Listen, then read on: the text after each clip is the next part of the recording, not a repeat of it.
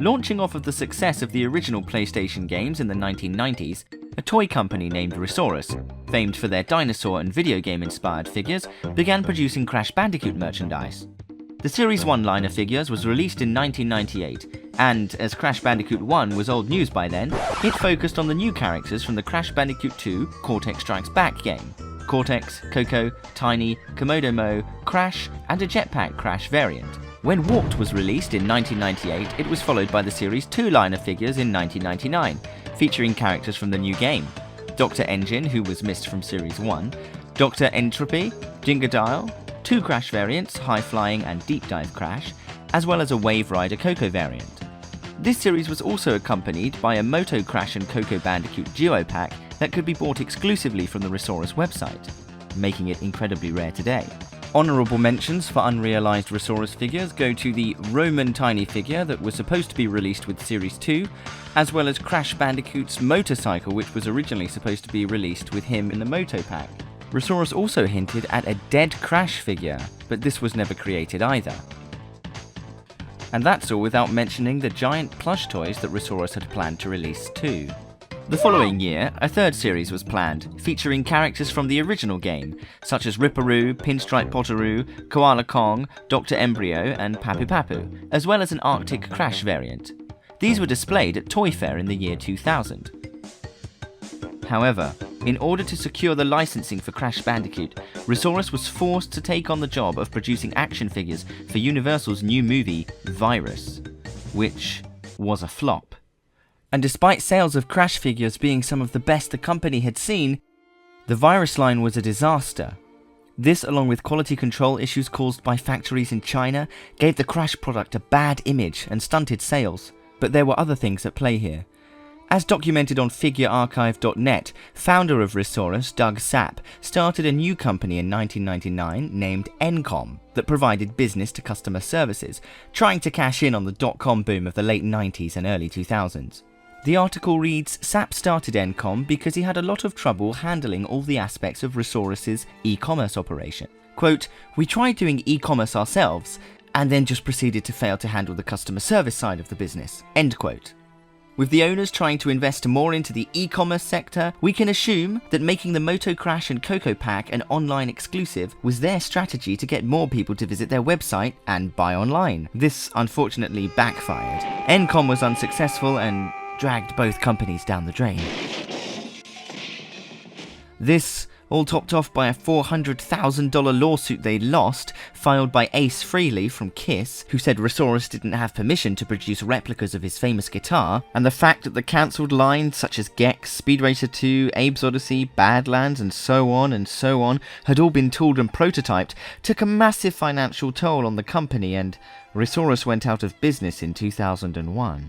So despite initial designs and sculpts being made of the Series 3 Crash Bandicoot figures, they were never produced and were lost forever. Until now.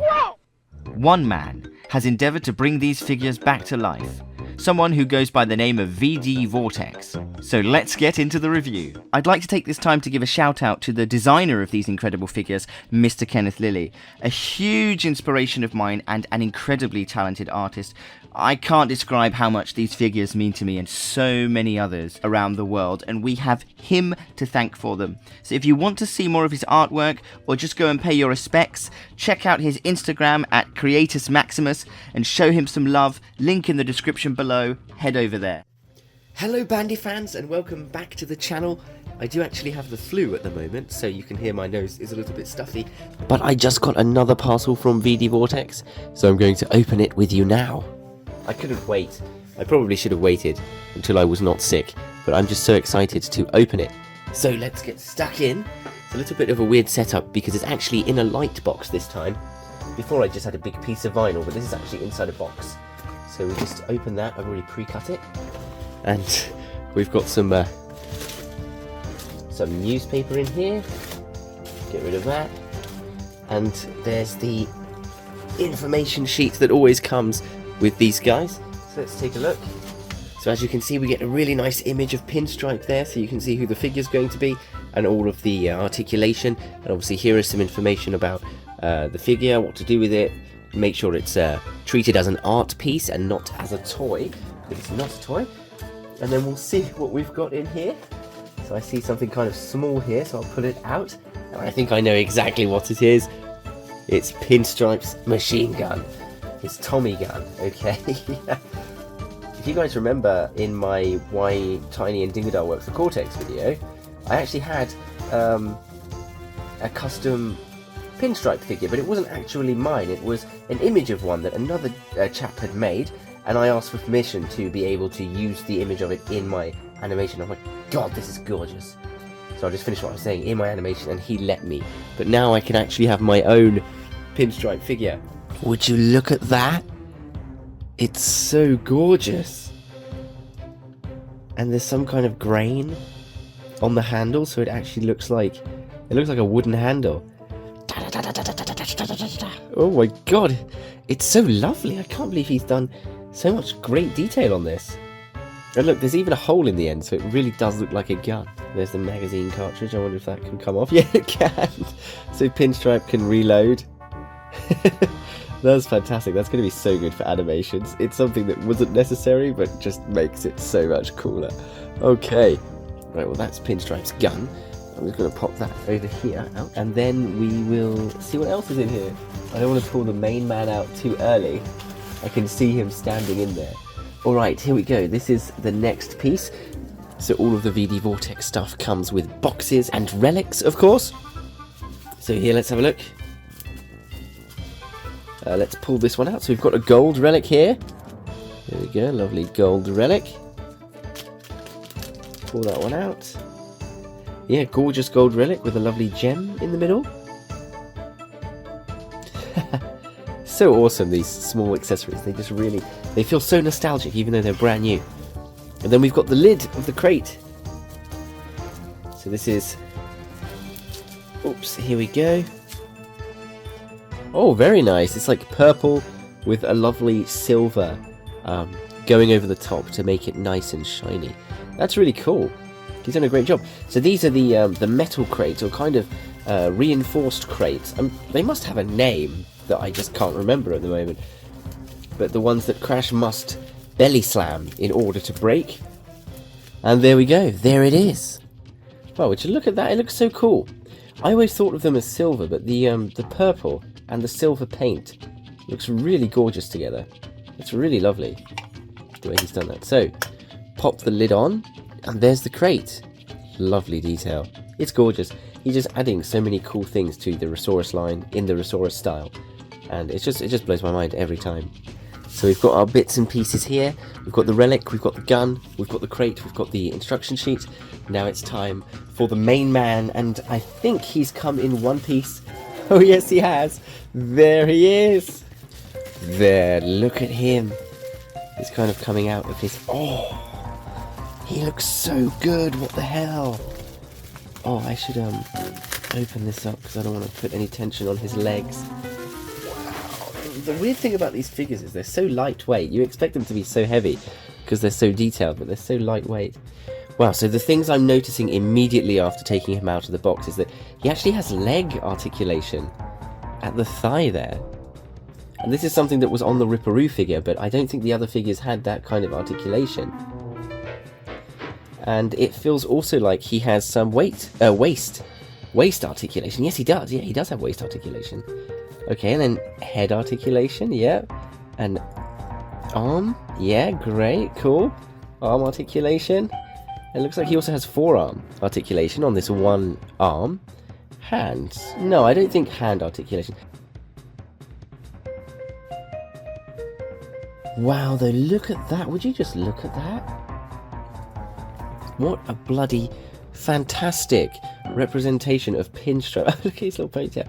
He just captured all the details so well, especially the shape, the silhouette, the details, and actually...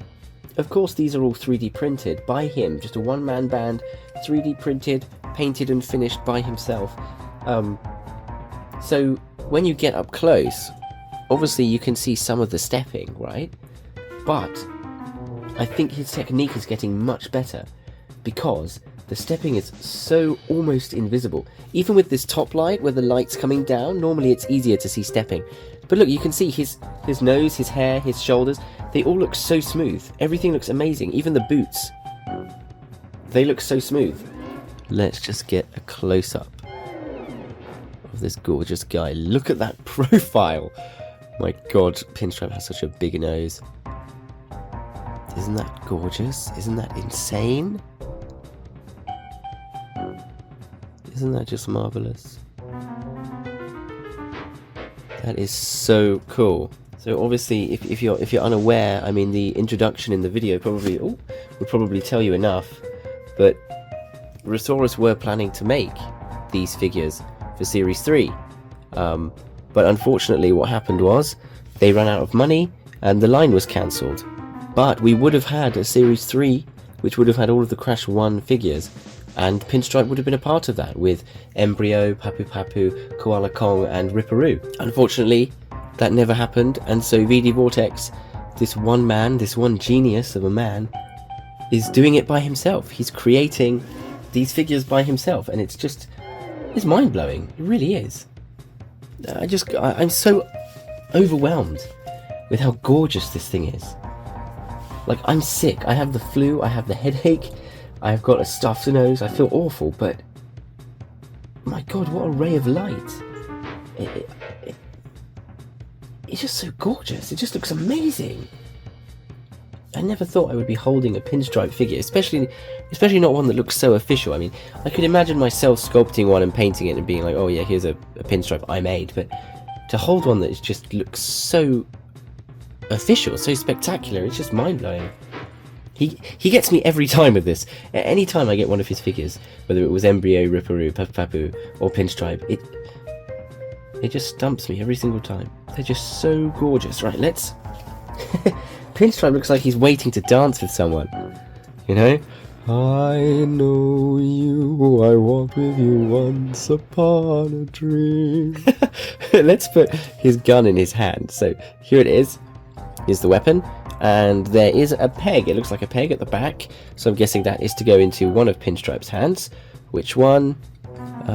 Which one? Not that one. Oh, here. Oh, it's very well hidden. I wonder if you can see that now. The small hole in his hand. Very, very well hidden. So what we'll do is we'll put the end of the gun into that hole. So we'll just push that. The butt of the gun, that little peg, into Pinstripe's hand. And it just occurred to me, if you are having trouble getting the gun to fit in the hand, you can take it off separately, and then you can put them together like that. That makes it a lot easier. Yeah, there's less to contend with. Okay, so it's nestled in there. I don't think it goes in super deep. Maybe it just sticks out a little bit. Doesn't feel like it goes in any deeper than that. But maybe I'll figure it out later. And then we bring his arm down, because obviously we have this. Oh, that gives him so much posability. Let me zoom out here. I just realized that this forearm movement doesn't just, help you to line up the hand with the gun, but also gives you so much posability, because, oh, his leg just pops off. Yeah, so it's worth mentioning, as I have in the other videos, is that the joints aren't kind of embedded joints. They're 3D printed, so they're just pins, and all you do is pop them back in.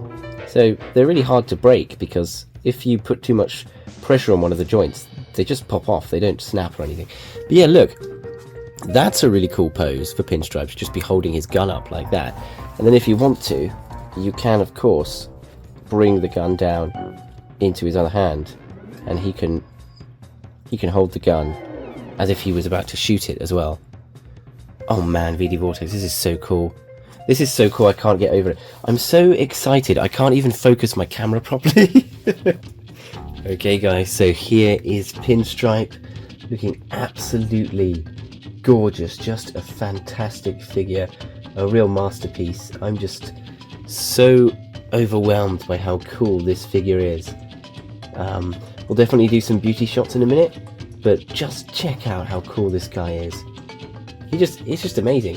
What I do recommend when you get the figure, because it's 3D printed and obviously the joints are pins, what you want to do is just push them together. Just make sure that they're secure before you pose him, before you stand him. You don't want anything to sort of drop off, so you just push them together and it's so secure. The cool thing about the pins is that the original resin prototypes of the figures that would have been made would have had metal pins in the limbs to hold them on. And because the Series 3 figures were never actually released, them having these pins like that really makes it feel like it's a prototype, and I don't know why, but it just makes it feel so much more special that it's not a retail toy. It's not a released toy on shop shelves. It's a real art piece, and yeah, it feels like a prototype. I don't know how to describe it. It feels like something I shouldn't have. It's like, oh, this isn't meant for me. This wasn't released by into shops. This is like a secret prototype that nobody's supposed to know about. This kind of thing. It really does give off that vibe. It's just incredible. And if you're a Pinstripe fan, what is better than that? What is greater than having a cool Pinstripe figure? Right, so we'll now compare him to VDVortex's other figures, as well as some of the Resaurus figures. Okay, so seeing as he is supposed to be, part of the Resaurus series, it does make sense to compare him to Resaurus figure first. So, I wonder if he's actually going to stand up. There we go. There's the Jetboard Crash figure. It's the original release with flat feet, so if your version is different, there's two variants of him.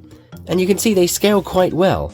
You have to remember that in the video game, lots of the boss's models were much bigger than they would actually appear if you were to scale them down to character size, just because they were bosses and they wanted to make it easier for you to see them moving around in the background. But this is exactly how I imagine Pinstripe and Crash would scale. Crash is quite small, and then Pinstripe towers slightly above him. I've often imagined Pinstripe to be a similar height to Dr. Entropy, so I thought I'd bring Dr. Entropy out for comparison as well. So we'll just remove this crate, and in its place we will place Dr. Entropy.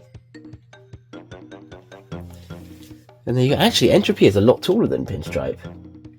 Maybe that's right, yeah, maybe that does look better. Entropy would be slightly taller than Pinstripe, but not quite as broad as Pinstripe. There you go. I think he scales really well with these figures. Yeah, he looks great. Okay, so we'll keep these guys here, and then we'll... Actually, I think I'll leave Crash there, and then what I'm going to do is bring in the other VDVortex figures. So here's VDVortex's first figure, which was Ripperoo, his second figure, which was Dr. Nitrous Brio, and his third figure, the man, the mass, the legend, Papu Papu. Look at them all together, don't they just look fantastic? Let's see just the VDVortex figures together then. There we go, look at that. So those are the mainline figures that VDVortex made, with Papu Papu, Ripperoo and Embryo and Pinstripe, and I can definitely see an evolution of quality between them, but definitely they all look very coherent. They look like they're from the same figure line, the same universe. They just look like really cool Resaurus figures. And here they are with all their accessories, so you can see all the different crates, and of course the different relics. Of course, it's only sapphire, silver and gold, so Papu Papu and Pinstripe have the same one, but no worries. And then finally, just to add to the rest of the VDVortex collection, I also have this really cool tortoise, and I also have this very cute little skunk that he made, little Crash enemies. So I think I have almost the entire VDVortex collection. I'm just missing the cyborg tortoise with the spikes and the half metal face. I think that's the only thing I'm missing from his collection. Other than that, this is the whole collection, and Pinstripe makes such a wonderful addition to this collection. I am just over the moon. It's unbelievable, really. Let's go to some beauty shots for Pinstripe.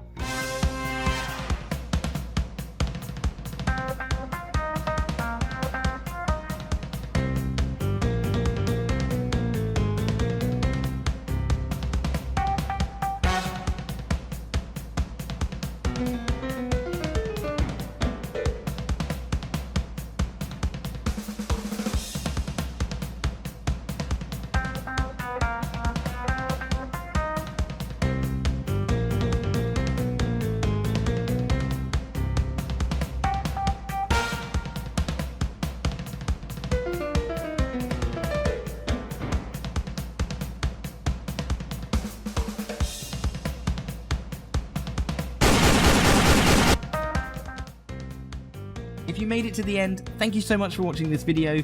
The socials of everyone I mentioned in this video will be in the description, so please check them out. Also, please consider liking the video, subscribing to my channel, joining our Discord, and following me on Instagram and Twitter for even more rare Crash Bandicoot merchandise. Hit subscribe!